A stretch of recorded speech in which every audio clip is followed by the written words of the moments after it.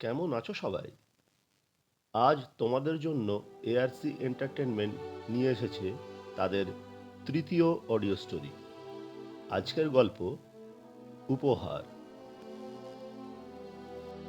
আজ গল্প পাঠে রয়েছেন ডক্টর মৌসুমী সেনের ভূমিকায় ক্যামেলিয়া, শিলা দেবীর ভূমিকায় রিঙ্কু।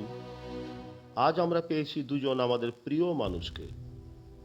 ডক্টর অরুণাভ ঘোষের চরিত্র রয়েছেন শ্রী বিকাশ মজুমদার, আর বিক্রম ব্যানার্জির ভূমিকায় রয়েছেন শ্রী অমিতাভ নাগ।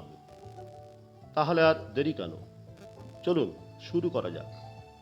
শুরু হচ্ছে আজকের গল্প উপহার।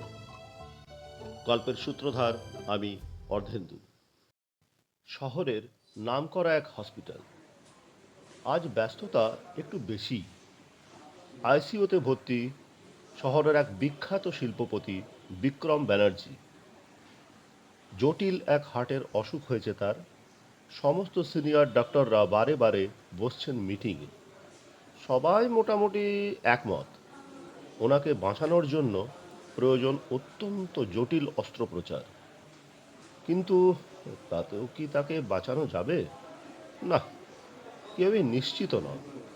এমন সময় সিনিয়র ডক্টর অরুণাভ বোস বললেন, আমেরিকায় একজন মহিলা হার্ট সার্জন আছেন। ওনার নাম ডাক্তার মৌসুমী সেন। শুনেছি তিনি এই ধরনের জটিল অপারেশন করে থাকেন।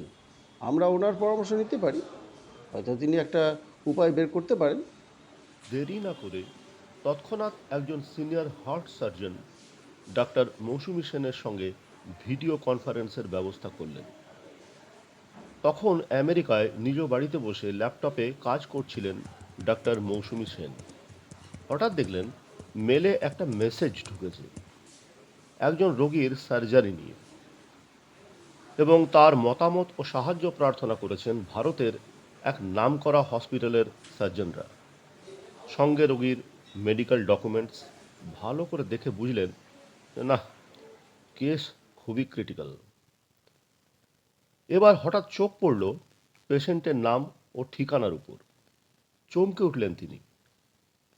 তিনি রোগীর পারিবারিক তথ্য আর একটি ফটো পাঠাতে বললেন। একটু পরেই তার ল্যাপটপে রোগীর ফটো আর ফ্যামিলি ডিটেলস চলে এলো। ফটোটা তিনি বেশ কিছুক্ষণ ধরে দেখলেন। এবার টাইপ করলেন, রিচিং টুমরো। ডিনার টেবিলে মুখোমুখি বসে আছেন ডক্টর মৌসুমী সেন এবং তার মা শিলা দেবী।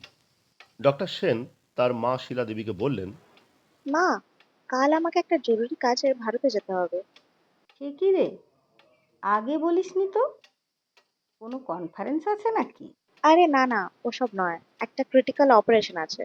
ভারতের এই হসপিটাল থেকে আমার সঙ্গে ওরা কন্ট্যাক্ট করেছে। শিলা দেবী কিছুটা অবাক হয়েই বললেন, ভূভারতে আর কোনো ডাক্তার নেই? তাছাড়া ওরাই তো রোগীকে এখানে নিয়ে আসতে পারতো। মৌসুমী বুঝতে পারেন তার মা একটু নার্ভাস হয়ে পড়েছে। মায়ের অবস্থা বোঝেন ডক্টর সেন।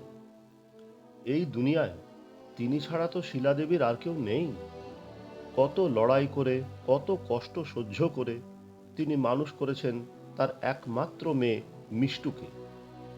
আজ এক ডাকে দেশে বিদেশে সবাই চেনে ডাক্তার মৌসুমী সেনকে।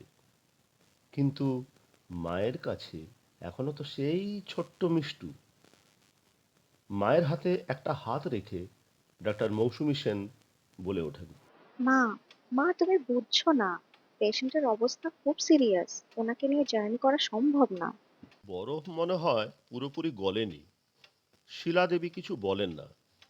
এবার চেয়ার ছেড়ে উঠে মায়ের কাঁধে হাত রেখে মৌসুমী বলেন, মা, তুমি সারা জীবন কত কষ্ট করে আমাকে ডাক্তার বানিয়েছো, বলেছো মানুষের পাশে দাঁড়াতে। আজ আমার সামনে এক কঠিন পরীক্ষা। আমায় আশীর্বাদ করো, আমি যেন এই পরীক্ষায় সাকসেসফুল হতে পারি। দু হাত দিয়ে মেয়েকে জড়িয়ে ধরেন শিলা দেবী। কিছু বলতে পারেন না। চোখের জল দু গাল বেয়ে নামতে থাকে নিচের দিকে।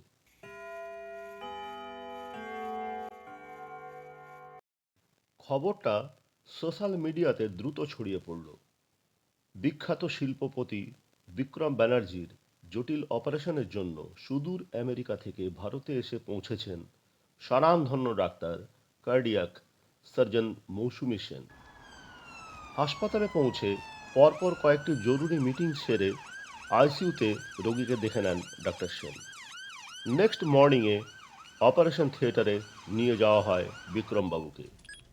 8 জনের একটি মেডিকেল টিম নিয়ে ওটিতে ঢুকে যান ডক্টর মৌসুমী সেন। তখন হাসপাতালের বাইরে উৎকণ্ঠিত জনতার ভিড়, মিডিয়ার লোকজনকেও দেখা যাচ্ছে। অবশেষে দীর্ঘ 8 ঘন্টার উৎকণ্ঠার প্রহর শেষ হল।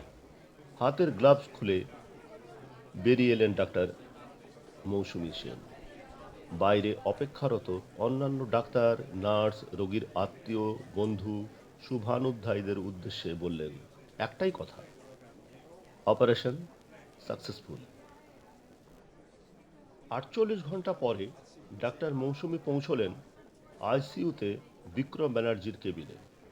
হ্যাঁ, বিক্রমবাবুর অবস্থা আজ অনেক ভালো। সঙ্গে থাকা ডাক্তারদের বাইরে থাকতে বলে একাই ঢুকলেন বিক্রমবাবুর কেবিনে। ডাক্তার সেনকে দেখেই আবেগরুদ্ধ কণ্ঠে বিক্রমবাবু বলে উঠলেন, আপনি মানুষ নন ডক্টর, আপনি আমাকে নতুন জীবন দিয়েছেন। আপনার বাবা মা সত্যি ধন্য এরকম সন্তান জন্ম দিয়ে।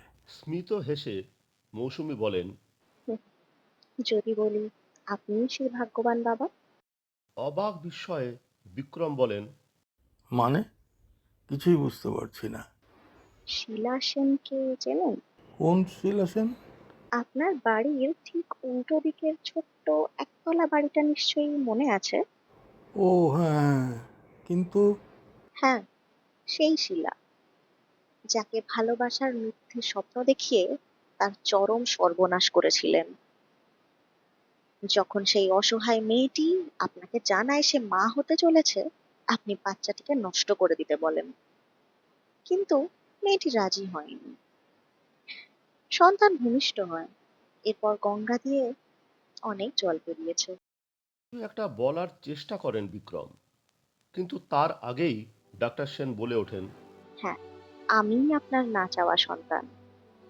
সেদিন আপনি আমাকে মৃত্যু উপহার দিতে চেয়েছিলেন, আর আজ আমি আপনাকে নতুন জীবন উপহার দিলাম। আর আপনার জীবন আমি আমার মাকে উপহার দিতে চাই। কেন জানেন? আজও আমার মা আপনাকেই তার স্বামী হিসেবে মানেন।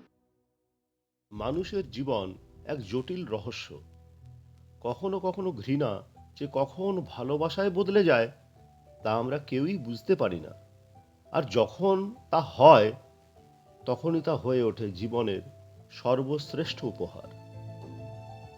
আজ এটুকুই। কেমন লাগলো জানাতে ভুলবেন না এবং আমাদের চ্যানেলটিকে সাবস্ক্রাইব অবশ্যই করে দেবেন। আপনাদের আমরা সব সময় পাশে চাই, আমাদের পাশে থাকবেন। আমাদের এই গল্পটিকে শেয়ার করুন এবং সাবস্ক্রাইব অবশ্যই করুন।